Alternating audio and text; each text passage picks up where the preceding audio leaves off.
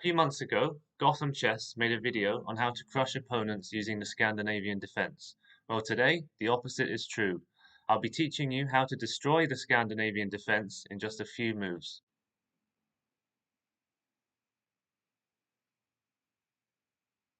My name is Rob, and welcome back to Global Chess. If you're new here, please take a look around, and if you like what you see, please give us a like or a subscribe. And if there's anything you'd like us to make a video on in the future, please let us know in the comments below. Without further ado, let's get into today's video on how to crush the Scandinavian defense. So I'm just going to start out by saying that I don't think the Scandinavian defense is a good opening for black, but at the same time, with white, you need to know what you're doing to expose it. So it starts out with e4 and d5, the Scandinavian defense. The best move is definitely to take the pawn, but we'll just have a look at some of the other options for white just quickly. So if you play knight c3, opponent's probably going to take it back, you take it back, queen d5, and then rotate your knight back to c3. And now we've actually just transposed into a normal Scandinavian position, which we'll see in a few minutes, just one move later. So there's not much difference with that variation. Instead of knight c3, you could also play knight f3, and this is known as the Tennyson gambit, as you're gambiting pawn on e4, after which you play knight g5. The opponent is probably going to play e5 to attack your knight on g5, and you can play d3 to guard the knight with the bishop on c1, and black's probably just going to develop their knight to c6, and you'll probably get the pawn back on e4. And this is okay, but probably a little bit better for black because they've got quicker development than white has, and you've moved your knight far too many times to start with, really. And the third move that you can play is e5, advancing the pawn, which can be good in some openings, but in the Scandinavian, it's kind of just sending your pawn a little bit offside by itself. It has none of its buddies around to support it, and it's just up there in the black position by itself.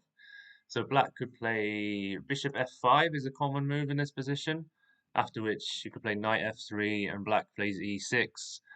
And black's doing perfectly fine here. They have nice development, bishop on f5, which is where they want it. You'll probably play pawn d4 next, and maybe knight e7 will come. And this is fine for both sides, really. Instead of bishop f5, black could also play c5 and probably e6 later on, and knight to c6. And it's probably going to be slightly better for black, all of that variation. So I wouldn't recommend any of those. So the main move that white plays is e takes d5.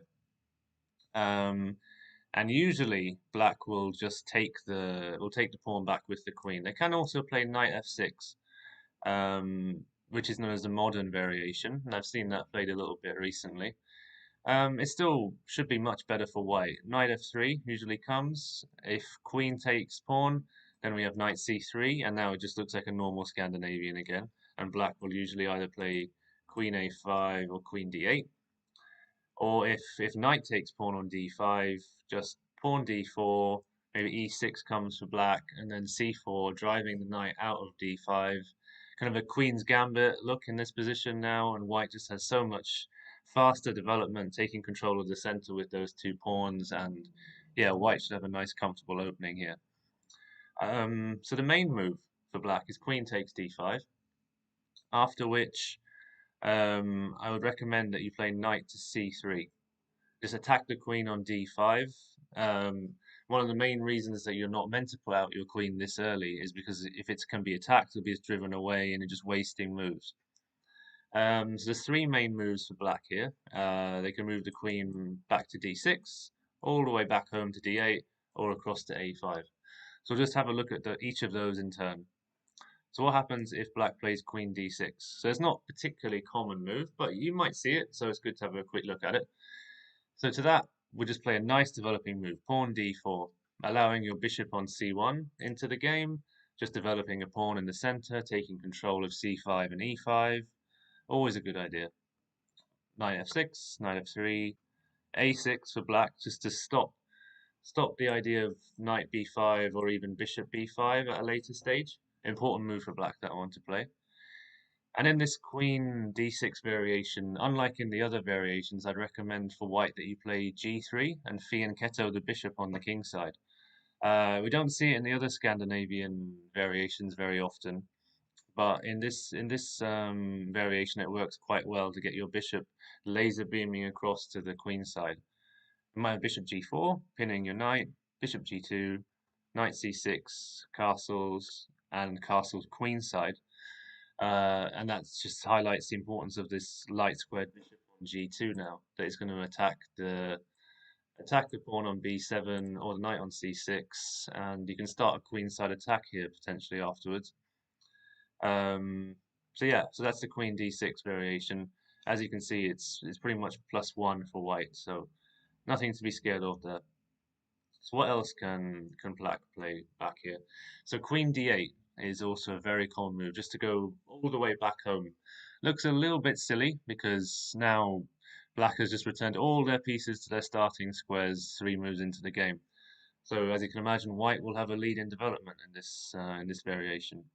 So I'd recommend pawn d4 again, which is a very common move for white in these positions. Knight f6, knight f3, bishop g4, it's a common move for black just to pin the knight to your queen. Pawn h3 is one option that you can play here. And if black takes the knight, just take it back. And now we can see that the queen is attacking the pawn on b7. We need to do something about that. So black will play c6, and you can play bishop e3. Nice developing move, and also simultaneously guarding the pawn on d4. Black might play e6, bishop d3, another developing move, bishop e7, and castles, and black will probably castle as well. And yeah, as we can see, so white just has bishops are developed and both laser beaming over this direction. Poorly drawn arrow, sorry about that. And also we can slide the queen over to g3 and start attacking the king side as well at some point. Other ideas later on, knight e2 potentially, pawn c4, and just starting a queen side, like queen's gambit sort of position for white. So that's, and once again, it's +1 for white, so it's very strong. I mean, you can't do much better after 10 moves in an opening, really. So what else? What other options was there back there? So it's after c6. Another option that white could play was bishop to f4, which is laced with a bit of a trap if black doesn't know what they're doing. So if queen takes d4, we can play knight b5, which looks a little bit silly. It looks like black just gives up a knight, but it doesn't really. After taking the knight, the bishop takes b5 check, knight d7, queen takes pawn, attacking the rook, and the only move is rook d8, realistically. Bishop c7, attacking that rook, which is completely trapped there, and also the black king is just trapped on e8. Queen e4 check, just trying to get the queens off, swap the queens, and now castle's queenside for white. And just look at this position. I mean, eval bar says is +1, but it almost feels like more than that realistically, because that black king on e8 is just trapped and not going anywhere for a while. This knight cannot move because of the pin and has no chance of moving anytime soon. There is the threat of knight takes f2 winning an exchange for black, but it honestly doesn't matter material-wise because this knight is going to be lost at some point. The king is in danger constantly, and these two pieces will not be getting out for a while either. So black is just paralyzed, and this whole variation is much better for white. Instead of h3, white could also try bishop c4. And if black doesn't know what they're doing and they play like a natural looking move like c6, opening up the diagonal for the queen to get to a5 or b6, then we have a little bit of a trap once again. So white could play bishop takes f7 check. Black is pretty much obliged to take it back. Knight e5 check, and king goes back to e8 or g8, doesn't really matter too much. And just swap the pieces, and white has won a pawn, and this king will not be able to castle, and this diagonal here is open for a queen check in the future, and the king is just so exposed. And yeah, it says +3.4 there for white, so this is a very good option if black doesn't know what they're doing and plays a lazy move like c6. If black does know what they're doing and plays e6 to block this diagonal, then I recommend you just play h3 now, like we discussed earlier. If the bishop moves back, then g4, bishop g6, queen e2, threatening this pawn and threatening pawn push to d5 because of the pin of the queen on e2. Bishop b4 can be played to pin the knight, and now white can just push the kingside pawns up again. This pawn on g4 looks like it's hanging, and technically it is, but it's not particularly good idea for black. We play d5 now, making the use of that pin, because the black pawn on e6 can't take the pawn on d5 because of this queen pin on e2 to the king. Black would castle, bishop g5, attacking the queen. Queen slides over. Now we swap the pawns and castles queenside for white. And as we can see, even if black takes the knight on c3, we can take it back. And yeah, all these pieces, the queen, the knight, the bishop, are all, they're all developed. The H pawn can push forward in future. This bishop on c4 just laser beaming the king and threatening that pawn on e6 very soon, and it's just a very pleasant position for white. And the king on c1 is just very safe. Um, so what else? If you don't want to play h3, if you don't want to play in this more attacking style, you could also just try. You can also just castle on move 7. If you want a more typical, safer game, then knight c6 might come. Just develop the bishop to e3, and yeah, it's a perfectly normal game. Or if you just want to, you can just play h3 now if you want. Same thing again. Bishop h5, g4, bishop g6. That h3 to drive the bishop back that's on g4 is an option at any time, realistically. And after h3, if black was to take the knight, take it back, and c6 to block this queen attack on the pawn on b7. Develop the bishop to e3. Castles, and now your rooks are connected. Just bring the a rook into the d file to get it involved in the center of the game, and black might castle. And this is a more modest sort of setup from white, but it's still 0.7, 0.8 advantage in the opening, and yeah, it's a very nice opening for white once again. So the other main move, and probably the most common move for black on move 3, was queen to a5 after knight c3. Um, so I'll just cover quickly this one nasty little trap that you can play. And if you're playing against one of your friends down the park or down the pub, and if they're beginner or even intermediate level, this trap could definitely work. So it might be worth a try if you want to get a quick win against one of your friends. So pawn b4 looks ridiculous. You're just giving away a pawn for no reason, but we'll see why. Black's most likely going to just take the pawn. If they don't, it's not a great idea, realistically, just moving the queen somewhere else again. So if they take the pawn, you play knight b5, and the knight's guarded by the bishop on c1, so don't worry about that. And you're attacking the pawn on c7 with your knight. So they might play queen a5. It's probably the most common move in this position to guard the pawn. Bishop c4. We're looking for some stuff on this f7 pawn. And now, if black doesn't know this trap, if they just play a natural looking move, which would be pawn c6 or pawn a6 to drive your knight out of b5 because they don't like it so far up the board in their position, then you play bishop takes f7 check. Excuse me, bishop takes f7 check. King takes f7, queen h5 check, and then it doesn't matter where they're going because I'm sure you can see at this point the aim is to expose this queen diagonal. So if black plays g6, we have knight d6 check, king g7, let's say, and bye-bye black queen.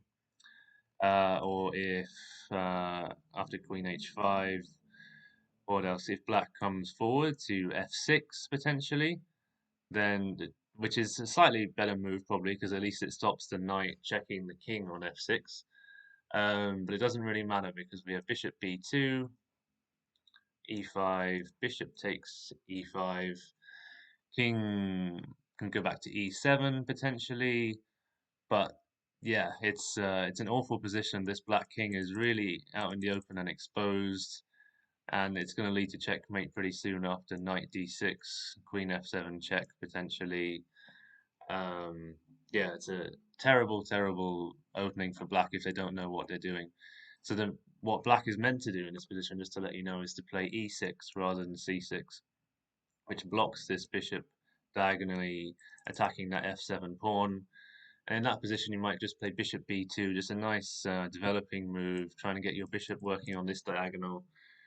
Um, and in this opening, black is probably going to be slightly better if they know what they're doing. But as I said, if you're playing against someone who's a beginner or a novice in chess, then they might easily fall into this trap. So I think it's a nice trap to just know about. So anyway, instead of b4, the main move that you'll see at high level played is pawn to d4. So we covered that earlier on quite a lot. It's a nice developing move. And black usually would play knight f6. Just to cover quickly, if they played knight c6, pawn d5, just push it on, drive the knight out of c6 straight away onto e5. Bishop f4, attack the knight again, and the black knight might move to d7, and now you just got two nice developing moves in a row, whilst black has just been dancing around in a circle with their knight. So that's just not much good for black. So the main move that black would play is knight f6. Just develop the knight. Knight f3, pawn to c6. Now we're just seeing this idea again of giving the queen this diagonal to go back to c7, b6, or d8 if they get attacked by maybe the bishop coming to d2 later on. So after c6, the most common move for white is bishop c4, attacking this pawn on f7 again, maybe setting up some knight e5, knight f7 stuff. Black might play bishop to g4, pinning your knight, preventing you from doing that. And then we see the same ideas as we saw earlier, h3. If they take the knight, just take it back, and then play bishop d2, threatening to move this knight, let's say to e4 or to d5, and setting up this attack on black's queen. And this is also, once again, just a nice position for white. All the pieces are nicely developed compared to black's, and black's just spent loads of time just messing about with their queen, really. And what else can be played? If bishop h5 in this position, instead of taking the knight, queen e2, which we saw earlier, set up this kind of white queen on black king's file, and then later could be bishop to d2, castles queenside, and yeah, it's a very nice opening for white. So after queen e2, might be knight d7, and push those pawns on g4, bishop d2. And there's another little trap here actually that black could fall into. So this pawn looks like it's a free pawn, but it's not.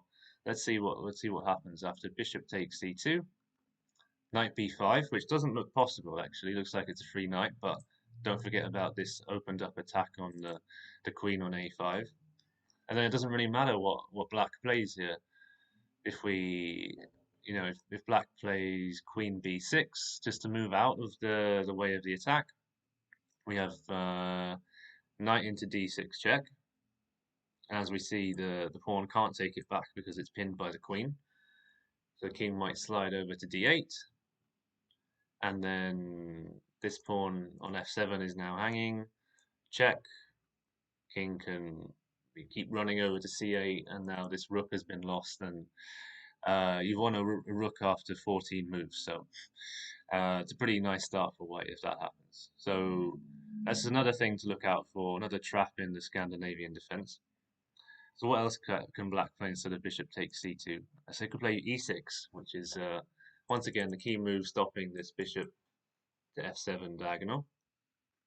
But it doesn't stop knight d5. Once again, opening up this line of attack on the queen, so it can't be taken, the knight. Queen might go back to d8, back to its home square, wasting another move going back home. Knight f4, just rotate it back, attacking this bishop on g6. Develops the bishop on d6. Takes, and castles queenside. And yeah, once again, like white has so much space on the king side. King is safe over here, and all the pieces are developed. Rooks are connected, and yeah, it's a really nice start. Plus zero point 0.8 for white, plus 0.6, 0.8. And just to go back there quickly, because once again in this position, the this pawn on c2 was hanging once again, but it's pretty much a poison pawn for black in this position to take that c2 pawn, because we could have knight g5. So now we've got 1, 2, 3, 4 pieces attacking this pawn on e6.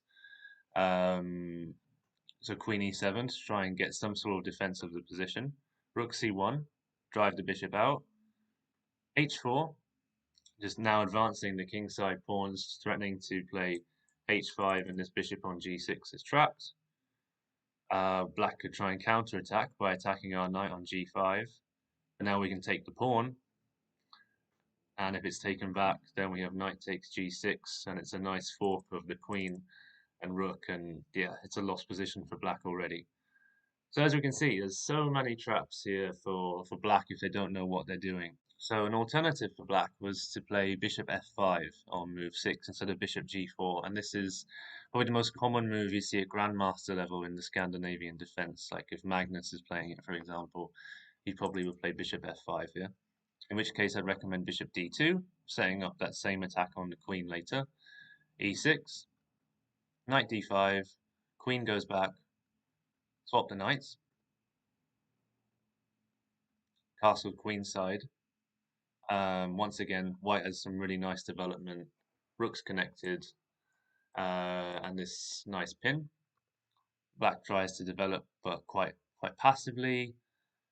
Bishop g5, which is a really nice idea, kind of skewering the queen and the bishop. Queen slides over, and now black can no longer castle.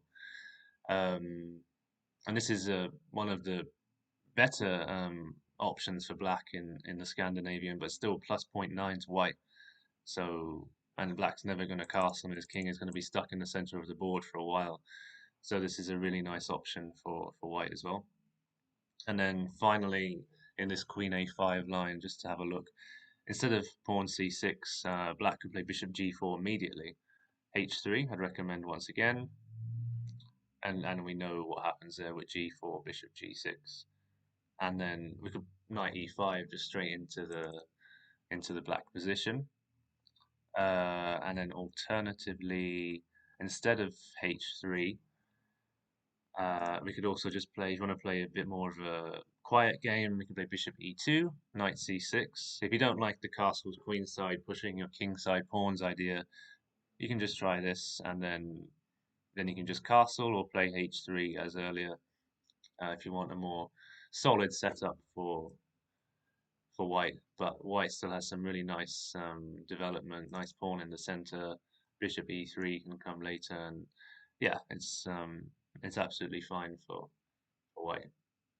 But I think the more attacking approach with h3, g4, castles queenside, and get your knights moving up the board is probably the way to go in the Scandinavian, because you don't need to give it as much respect as some people do, because it's I don't think it's a particularly good opening for black. And just one last thing, if bishop f5 is played by black just one move earlier before c6 on move 5, you can just develop the bishop to c4.